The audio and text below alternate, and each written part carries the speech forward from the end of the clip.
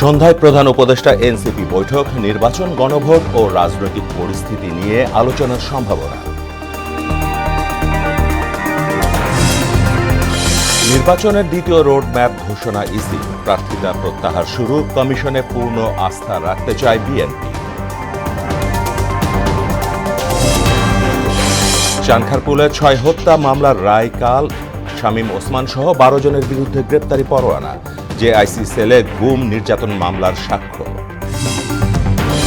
এবং দেশের অর্থনীতি এখন আর ভঙ্গুর নয়, দাবি অর্থ উপদেষ্টার। তৈরি পোশাক শিল্প বন্ধের পাঁয়তারার অভিযোগ ব্যবসায়ীদের।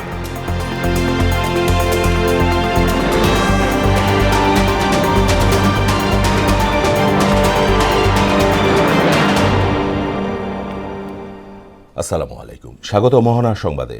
এতক্ষণ শুনছিলেন শিরোনাম, পুরো সংবাদে সঙ্গে আছি মাহমুদ হোসেন। প্রধান উপদেষ্টা ডক্টর মোহাম্মদ ইউনূসের সঙ্গে বৈঠকে বসেছে জাতীয় নাগরিক পার্টির প্রতিনিধি দল। বৈঠকে অংশ নিতে বিকেল 5টার দিকে রাষ্ট্রীয় অতিথি ভবন যমুনায় যায় প্রতিনিধি দলটি। এনসিপির আহ্বায়ক নাহিদ ইসলামের নেতৃত্বে প্রতিনিধি দলে রয়েছেন মুখপাত্র ও কেন্দ্রীয় নির্বাচন পরিচালনা কমিটির চেয়ারম্যান আসিফ মাহমুদ সজীব ভুঁইয়া সহ অন্যরা। জানা গেছে, বৈঠকে জাতীয় সংসদ নির্বাচন সামনে রেখে দেশের বিদ্যমান ও রাজনৈতিক এবং নির্বাচনকালীন পরিস্থিতি নিয়ে আলোচনা হবে। এ নিয়ে আরও জানাতে যমুনা থেকে যুক্ত হচ্ছেন সহকর্মী সুরাইয়া মুন্নি। মুন্নি, প্রধান উপদেষ্টার সঙ্গে জাতীয় নাগরিক পার্টির বৈঠকের সবশেষ কি তথ্য আপনার কাছে আছে, জানাবেন।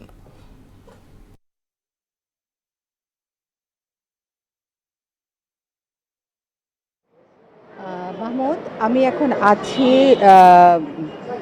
প্রধান উপদেষ্টার এই যমুনার এই কার্যালয়ের সামনে। তো এখানে যে দেখা করতে এসেছেন জাতীয় নাগরিক পার্টির 4 সদস্য সহ 4 জন, তারা যে এসেছেন ঠিক 5টা 1 মিনিটে তারা ভিতরে প্রবেশ করেছেন এবং তাদের এখানে যে আলোচনাটা হবে সেটা নিয়ে এখনও কিছু বলা যাচ্ছে না। তবে আমরা শুনতে পেয়েছি বা কোনো একটা বিশেষ সূত্র থেকে জানতে পেরেছি যে নির্বাচন সংক্রান্ত বিষয় নিয়ে এখানে আলোচনা হবে এবং সে সময় আচরণবিধি নিয়ে এমনকি সেই সময় যে পরিস্থিতি থাকবে সেটা নিয়ে হয়তো আলোচনা হবে। একই সঙ্গে আমরা যেটা জানতে পেরেছি যে গণভোট নিয়েও হয়তো এখানে আলোচনা হতে পারে এবং এটা জানতে পারলাম যে ওখানে বৈঠকের পর এনসিপির একজন প্রতিনিধি এসে আমাদের সাথে হয়তো সংবাদ সম্মেলনে তাদের বিস্তারিত বলবেন। একই সঙ্গে এখানে যারা এখন অবস্থান করছেন তারা ওখানে মোট 4 জন অবস্থান করছেন। তাদের মধ্যে হচ্ছে সজীব ভুঁইয়া আছেন এবং সেক্রেটারি মনিরা শারমিনও আছেন এবং জহিরুল ইসলাম মুসাও উনি আছেন। তো একই সঙ্গে আমরা যেটা আপনাকে আরেকটু জানিয়ে রাখছি, গতকাল কিন্তু এসেছিলেন জামাত ইসলামী। তো সেখানেও তারা নির্বাচনের আচরণ বিধি নিয়ে কথা বলেছেন এবং আজকে যেটা আমরা জানতে পেরেছি, আজকেও হয়তো নির্বাচন আচরণ বিধি নিয়েই হয়তো কথা বলবেন এবং গণভোট, আপনাকে তো বলেছি যে গণভোট নিয়েও তাদের মতামতটা পরিষ্কার করার জন্য আজকে তারা এখানে প্রধান উপদেষ্টার সাথে আলোচনায় বসেছেন এবং ধারণা করা যাচ্ছে, আমরা জানতে পেরেছি 1 থেকে 1.5 ঘন্টা পর হয়তো তারা বের হবেন এবং তারপরে হয়তো আমাদের সাথে গণমাধ্যমের সাথে তারা কথা বলবেন ওখানকার আলোচনা নিয়ে।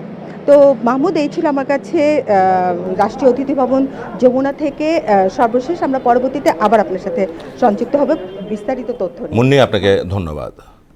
ত্রয়োদশ জাতীয় নির্বাচনে দ্বিতীয় ধাপের রোডম্যাপ ঘোষণার কথা জানিয়েছেন নির্বাচন কমিশনার আনোয়ারুল ইসলাম সরকার। দুপুরে গণমাধ্যমের কাছে এ তথ্য দেন তিনি। রোডম্যাপ অনুযায়ী 22 জানুয়ারি ভোট কেন্দ্রের গেজেট, 2 ও 3 ফেব্রুয়ারি ব্যালট সহ নির্বাচনী সামগ্রী পৌঁছাবে কেন্দ্রগুলোতে। এদিকে 3 দফা দাবিতে নির্বাচন ভবনের সামনে দ্বিতীয় দিনের মতো অবস্থান কর্মসূচি পালন করে ছাত্রদল। MR আসাদের রিপোর্ট। আপিল শুনানি শেষ হবার পর প্রার্থিতা প্রতীক চূড়ান্ত করার কাজ এখন শেষ পর্যায়ে। 20 জানুয়ারি প্রার্থিতা প্রত্যাহার শেষ হলে নির্বাচনের মূল কাজে নামবে কমিশন। আর এ বিষয়কে কেন্দ্র করে দ্বিতীয় দফায় রোডম্যাপের কথা জানালেন ইসি আনোয়ারুল ইসলাম সরকার। একটা ভালো প্রতিদ্বন্দ্বিতামূলক নির্বাচন হবে এবং যে সমস্ত প্রার্থীরা এসেছেন তাদের বক্তব্য তাদের স্ব পক্ষে যেভাবে রেখেছেন, ভোটের মাঠেও তারা সেইভাবে কে কাকে হারাতে পারবে, কে কিভাবে জিতবে, সেজন্য জনগণের কাছে যাবে, ভোটারদের কাছে যাবে। এতে করে একটা সুন্দর নির্বাচন হবে বলে নির্বাচন কমিশন মনে করে। 28 জানুয়ারি আইনশৃঙ্খলা বাহিনীর সঙ্গে হবে বিশেষ বৈঠক, এরপরে চূড়ান্ত করা হবে অর্থ বরাদ্দ। আমরা বিভিন্ন সময় ভোট দেখেছি, ভোটের কাজে ছিলাম, সেই অভিজ্ঞতাটা আমাদের কাজে লাগছে। মোটেই না, কোনো চাপ নাই, কারণ সবাই চাচ্ছে ভালো নির্বাচন, কমিশনও চাচ্ছে ভালো নির্বাচন, নিরপেক্ষ নির্বাচন। এদিকে 3 দাবিতে নির্বাচন ভবনের সামনে দ্বিতীয় দিনের মতো অবস্থান কর্মসূচি পালন করে ছাত্রদল। 2টি দাবির বিষয়ে ইতিমধ্যেই সিদ্ধান্ত এলেও বাকি একটি আদায়ে কর্মসূচি চলমান রেখেছে সংগঠনটি। বাংলাদেশ জাতীয়তাবাদী ছাত্রদল কিন্তু সফল হয়েছে। MR আসাদ, মোহনা সংবাদ, ঢাকা। নির্বাচন কমিশনের ওপর বিএনপি আস্থা রাখতে চায় বলে জানিয়েছেন দলটির মহাসচিব মির্জা ফখরুল ইসলাম আলমগীর। এদিকে নির্বাচনে নির্বিঘ্নে ভোট দেওয়ার ব্যবস্থা করতে কমিশনের প্রতি আহ্বান জানান দলের সিনিয়র যুগ্ম মহাসচিব রুহুল কবির রিজভী। রাজধানীতে পৃথক অনুষ্ঠানে অংশ নিয়ে তারা এসব কথা বলেন। তানজিদ ভুঁইয়ার প্রতিবেদন। বহুদলীয় গণতন্ত্রের প্রবক্তা, বিএনপির প্রতিষ্ঠাতা শহীদ প্রেসিডেন্ট জিয়াউর রহমানের 90তম জন্মবার্ষিকী উপলক্ষে সমাধিতে সকাল থেকেই শ্রদ্ধা নিবেদন করতে আসেন দলটির বিভিন্ন অঙ্গ ও সহযোগী সংগঠনের নেতাকর্মীরা।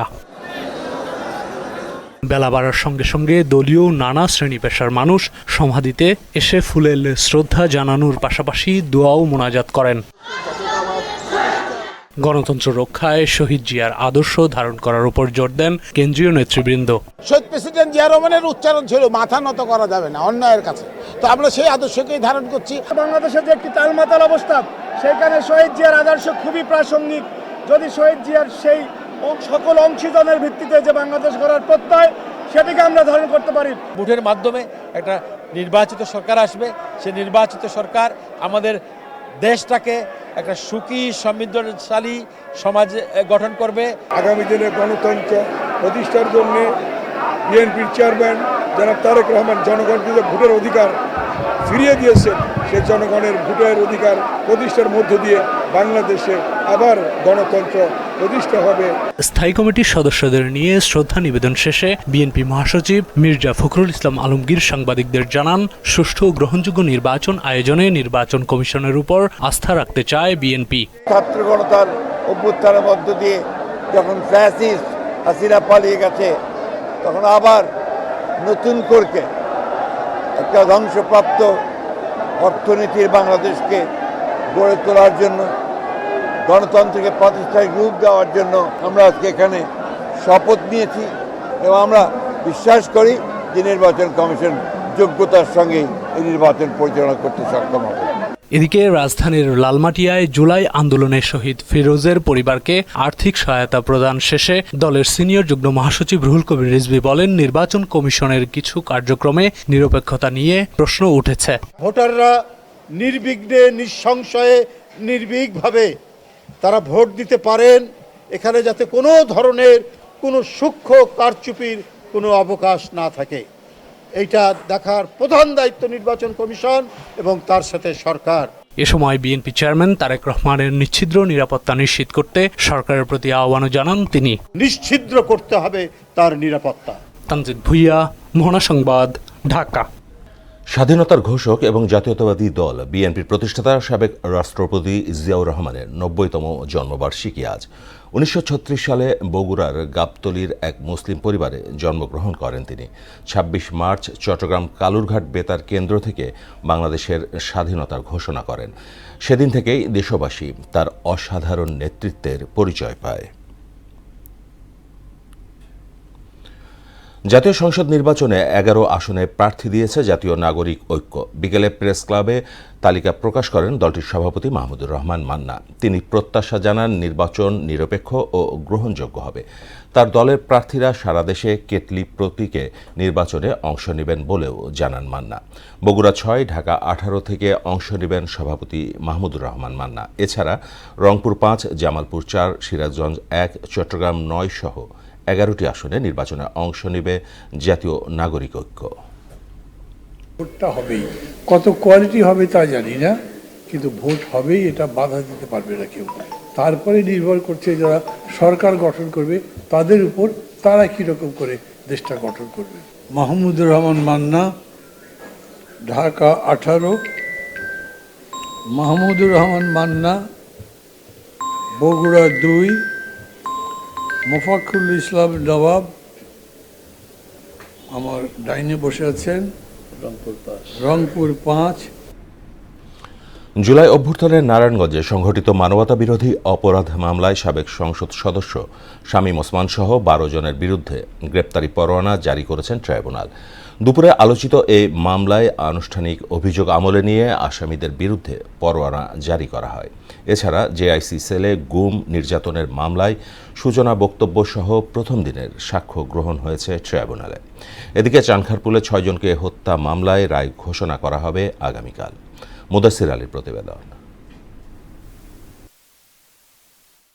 জিআইসি সেলে গুম নির্যাতনের ঘটনায় মানবতা বিরোধী অপরাধ মামলায় ক্ষমতাচ্যুত প্রধানমন্ত্রী শেখ হাসিনা এবং সাবেক বর্তমান 12 সেনা কর্মকর্তার বিরুদ্ধে সাক্ষ্য গ্রহণ শুরু হয়েছে। সোমবার আন্তর্জাতিক অপরাধ ট্রাইব্যুনাল 1-এর চেয়ারম্যান বিচারপতি গোলাম মর্তুজা মজুমদারের নেতৃত্বাধীন 3 সদস্যের বিচারিক প্যানেলে সূচনা বক্তব্যের পর শুরু হয় সাক্ষ্য গ্রহণ। এতে জবানবন্দি দেন হুম্মাম কাদের চৌধুরী। এ মামলায় ডিজিএফআই এর সাবেক পরিচালক major general Sarwar, brigadier general Mahbubur Siddiqui ও ব্রিগেডিয়ার জেনারেল তানভীর মাজাহার সিদ্দিকী আটক রয়েছেন, বাকিরা পলাতক। মামলায় সূচনা বক্তব্য উপস্থাপন করেন চিফ প্রসিকিউটর তাজুল ইসলাম। এই বিচার আমাদের জাতিসত্তা রক্ষার স্বার্থে অসম্ভব গুরুত্বপূর্ণ। এই বিচার মানুষ যে চিরতরে হারিয়ে যাওয়াটাকে হজম করে ফেলা যায়, এই কালচার থেকে বেরিয়ে আসার জন্য বাংলাদেশের জন্য অসম্ভব গুরুত্বপূর্ণ। রিভিউ পিটিশনের বিষয়ে ট্রাইব্যুনালকে অভিহিত করেন আসামি পক্ষের আইনজীবীরা। রুল নাম্বার 26-এ আমাদের একটি অধিকার আছে রিভিউ করার, চার্জ ফ্রেমিং আদেশের বিরুদ্ধে একটি রিভিউ করার 7 দিন সময় দেয়া আছে। সেটার জন্য যে সার্টিফাইড কপির প্রয়োজন পড়ে, সেই সার্টিফাইড কপিটি আজ অবধি আমাদেরকে দেওয়া হয়নি, আমরা আবেদন করার সত্ত্বেও। এই জিনিসটি আমরা কোর্টের নজরে এনেছি। এদিকে জুলাই অভ্যুত্থানে নারায়ণগঞ্জে শিশু রিয়া গোপ সহ 10 জনকে হত্যা ও আন্দোলনকারীদের হতাহতের ঘটনায় ট্রাইব্যুনাল 1-এ অভিযোগ জমা দেয়া হয়। এতে শামীম ওসমান ও তার ছেলে অয়ন ওসমান সহ 12 জনকে আসামি করা হয়েছে। অভিযোগ আমলে নিয়ে আসামিদের বিরুদ্ধে গ্রেপ্তারি পরোয়ানা জারি করে 26 জানুয়ারির মধ্যে আদালতে হাজিরের নির্দেশ দেন আদালত। শামীম ওসমানের সম্পৃক্ততা এবং তথ্য প্রমাণের বিষয়ে কথা বলেন প্রসিকিউটর গাজী MH তামিম। 19 জুলাই 2024 তারিখ জনাব শামীম ওসমান ওবায়দুল কাদের সাহেবকে ফোন করে বলছেন, কোর্ট পুলিশ কিছু করতে পারছিল না, সাহায্য চাইছে, আমাকে অস্ত্র হাতে নিতে হয়েছে, আমরা চিটাগং রোড খালি করতাছি, আপনি একটু আপাকে অর্থাৎ আপনি একটু নেত্রীকে বলে দিয়েন অস্ত্র হাতে আমার ছবি দেখলে উনি যেন রাগ না করে। অন্যদিকে 24-এর গণ অভ্যুত্থানে রাজধানীর চানখারপুলে 6 জনকে হত্যার ঘটনায় মানবতা বিরোধী অপরাধ মামলায় রায় ঘোষণা হবে মঙ্গলবার, যা সরাসরি সম্প্রচার করবে বাংলাদেশ টেলিভিশন। মুদাসসির আলী, মোহনা সংবাদ, ঢাকা। দেশের অর্থনীতি এখন আর ভঙ্গুর অবস্থায় নেই। বৈদেশিক মুদ্রার রিজার্ভ 18 বিলিয়ন থেকে 32 বিলিয়নে উন্নীত হয়েছে, এমন মন্তব্য করেছেন অর্থ উপদেষ্টা ডক্টর সালেউদ্দিন আহমেদ। দুপুরে চাঁদপুর শহরের হাসান আলী স্কুল মাঠে গণভোটে অংশ হিসেবে হ্যাঁ ভোটের প্রচারণা মেলার উদ্বোধন শেষে একথা বলেন তিনি। এ সময় তিনি আরও বলেন, গেল সরকারের সময় বৈদেশিক মুদ্রা বাজারে টালমাটাল পরিস্থিতি ছিল, বর্তমানে সে অবস্থা থেকে উত্তরণ হয়েছে, স্থিতিশীল অবস্থায় আছে ডলার বাজার পরিস্থিতি। প্রচুর করাপশন, অর্থ পাচার, এগুলো তো জানি আমরা কোথায় কোথায় করে, হয়তো আনতে সময় লাগছে কারণ প্রসেসটা এখন। আর অনেকে বলতে আইসিইউতে ছিল, আইসিইউ থেকে এখন কেবিনে গেছে, মোটামুটি ভালো জায়গায়, বাসায় যাবে এই সরকারে। এখন একটু অসুস্থ বলবো না, আমরা বলি রিকভারি স্টেজ। অতএব আমি বলতে খাদের কেনার, আসলে কিন্তু খাদের কেনারই ছিল। সুতা শিল্পকে সহায়তা করতে গিয়ে সরকার বস্ত্র খাত ধ্বংসের পায়তারা করছে বলে অভিযোগ করলেন তৈরি পোশাক শিল্প মালিকরা।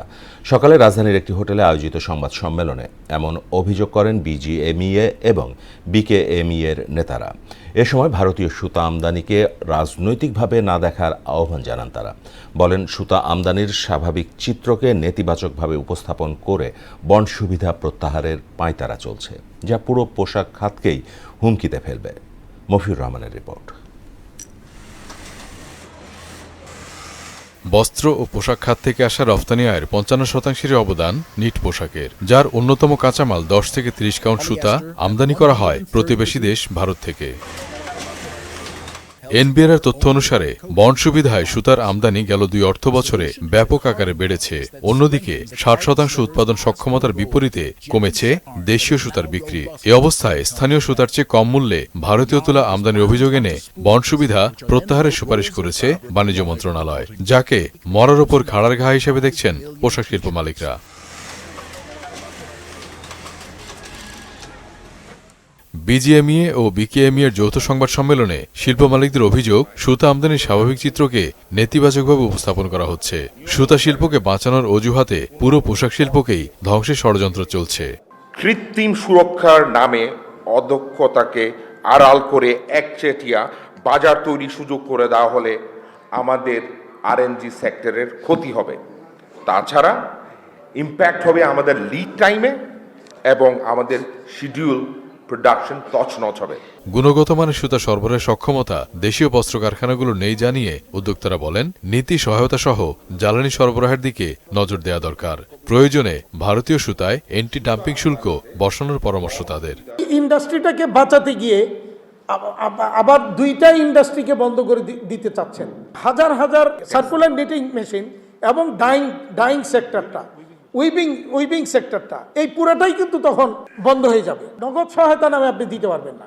তাহলে ইন্ডিয়া দিচ্ছে কেমন? ইন্ডিয়া তো এলডিসি গ্র্যাজুয়েট হিসেবে বহুত আগে, এবং others country, China, even Vietnam, তারাও তো দিচ্ছে নানাভাবে। তো আপনারা ওইভাবে আসেন। এক শিল্পকে বাঁচাতে গিয়ে আর এক শিল্পকে হুমকিতে না ফেলার সমন্বিত উদ্যোগ নেওয়ার তাগিদ উঠে আসে সংবাদ সম্মেলনে। একজনকে বাঁচাইতে গিয়ে বাকিদেরকে মেরে ফেলা কোনোভাবেই এটা কাজ সঠিক হবে না। মফিউর রহমান, মোহনা সংবাদ, ঢাকা। জানুয়ারিতে তিস্তা মহাপরিকল্পনার কাজ শুরু হচ্ছে না মন্তব্য করে পানি সম্পদ মন্ত্রণালয়ের উপদেষ্টা সৈয়দা রিজওয়ানা হাসান বলেন, তিস্তা মহাপরিকল্পনা বাস্তবায়নে চীন ও বাংলাদেশ প্রতিশ্রুতিবদ্ধ হওয়ায় এ নিয়ে হতাশা ছড়ানো যাবে না। রংপুর কাউনিয়া উপজেলার টেপা মধুপুর ইউনিয়নের তালুক শাহবাজপুর এলাকায় চীনা রাষ্ট্রদূত সহ তিস্তা নদী ভাঙন কবলিত এলাকা পরিদর্শন করে এসব কথা বলেন তিনি। যাচাই বাছাই প্রক্রিয়াটা শেষ না হওয়া পর্যন্ত এটা শুরু করা যাচ্ছে না। ফলে এটা হয়তো জানুয়ারির মধ্যে শুরু হচ্ছে না, কিন্তু কোনোভাবেই হতাশা ছড়ানো যাবে না, কারণ উনি এই প্রকল্পটা করার ব্যাপারে চীন সরকার, বাংলাদেশ সরকার উভয়ই প্রতিশ্রুতিবদ্ধ বলেই আমরা দুজন আবার আপনাদের কাছে এসেছি। আন্তর্জাতিক প্রসঙ্গ, আয়াতুল্লাহ খামেনির ওপর যে কোনো ধরনের হামলার হুমকিকে যুদ্ধ ঘোষণার শামিল বলে হুঁশিয়ারি দিয়েছেন ইরানের প্রেসিডেন্ট মাসুদ পেজেশকিয়ান। এদিকে গ্রিনল্যান্ড ইস্যুতে মার্কিন প্রেসিডেন্টের শুল্ক হুমকির পর যুক্তরাষ্ট্রের বিরুদ্ধে নজিরবিহীন পাল্টা ব্যবস্থার দাবি তুলেছে ইউরোপীয় ইউনিয়ন। অ্যান্টি কোয়ারেশন ইনস্ট্রুমেন্ট নামে পরিচিত বিশেষ ব্যবস্থা সক্রিয় করার আহ্বান জানান ইইউ এর একটি ব্লকের নেতারা। ঐশী আলমের ডেস্ক রিপোর্ট। ইরানের নেতৃত্বে পরিবর্তন আনার সময় এসেছে বলে মন্তব্য করেছেন মার্কিন প্রেসিডেন্ট ডোনাল্ড ট্রাম্প। এর মাধ্যমে ইরানের সর্বোচ্চ নেতা খামেনিকে হত্যা বা ক্ষমতাচ্যুত করার ইঙ্গিত দেন তিনি। যার প্রতিক্রিয়ায় ইরানের প্রেসিডেন্ট মাসুদ পেজেশকিয়ান হুঁশিয়ারি দিয়ে বলেন, আয়াতুল্লাহ খামেনির উপর যে কোনো হামলা যুদ্ধ ঘোষণার শামিল হবে। এক্সে তিনি লিখেন, গ্রেট লিডারের উপর হামলায় ইরানের জনগণ চুপচাপ বসে থাকবে না। দেশটির অর্থনৈতিক দুরবস্থার জন্য যুক্তরাষ্ট্র ও পশ্চিমা দেশগুলোর নিষেধাজ্ঞাকে দায়ী করেন তিনি। গ্রিনল্যান্ড ইস্যুতে যুক্তরাষ্ট্রের প্রেসিডেন্ট ডোনাল্ড ট্রাম্প ইউরোপীয় মিত্রদের ওপর শুল্ক আরোপের হুমকি দেয়ায় ইউরোপীয় ইউনিয়নে নজিরবিহীন অর্থনৈতিক পাল্টা ব্যবস্থার দাবি উঠেছে। অ্যান্টি কোয়ারেশন ইনস্ট্রুমেন্ট নামে পরিচিত বিশেষ ব্যবস্থা সক্রিয় করার আহ্বান জানিয়েছে ইউরোপীয় ইউনিয়নের এই ব্লকের নেতারা। এর আগে কখনো এই ব্যবস্থার প্রয়োগের নজির নেই ইউরোপে।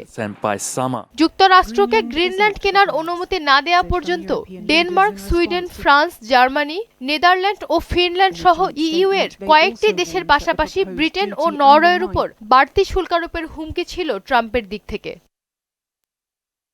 এদিকে নতুন শুল্ক আরোপের হুমকিকে ব্ল্যাকমেইল বলে মন্তব্য করেছেন নেদারল্যান্ডের পররাষ্ট্রমন্ত্রী ডেভিড ভ্যান উইল। তিনি বলেন, এতে ন্যাটোর বা গ্রিনল্যান্ডের কোনো উপকার হয় না।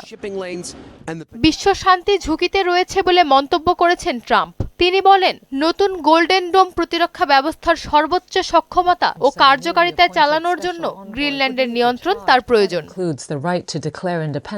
ঐশী আলম, মোহনা সংবাদ। শেষ করব মোহনা সংবাদ, যাবার আগে শিরোনামগুলো আরও একবার।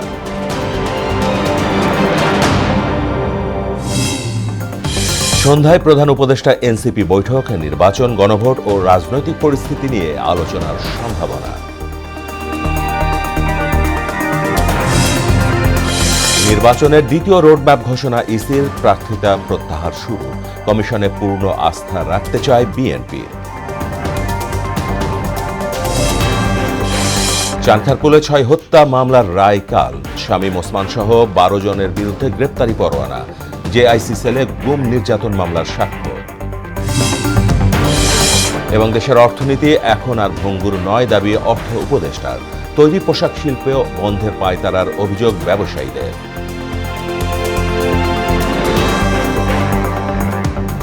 এই ছিল মোহনা সংবাদের পরবর্তী সংবাদ রাত 9টায়। এর আগে সন্ধ্যা 7টায় দেখবেন সংবাদ এক নজরে।